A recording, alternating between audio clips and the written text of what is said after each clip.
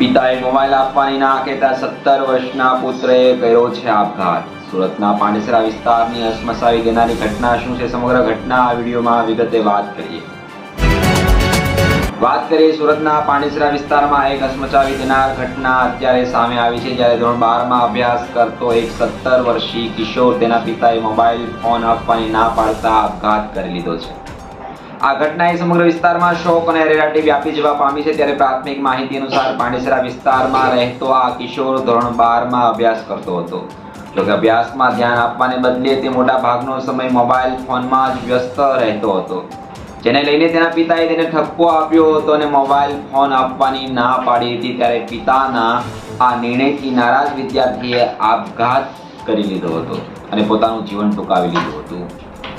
ઘટનાની જાણ થતાં સ્થાનિક પોલીસ ઘટના સ્થળે પહોંચી હતી। ત્યારે પોલીસે મૃતદેહનો કબજો લઈ પોસ્ટમોર્ટમ માટે મોકલી આપ્યો હતો।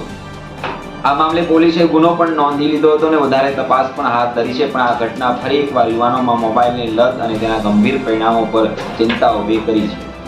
વાલીઓએ બાળકોના મોબાઈલ ઉપયોગ પર પણ ધ્યાન આપવું કેટલું જરૂરી છે તે આ ઘટના પરથી સ્પષ્ટ થાય છે।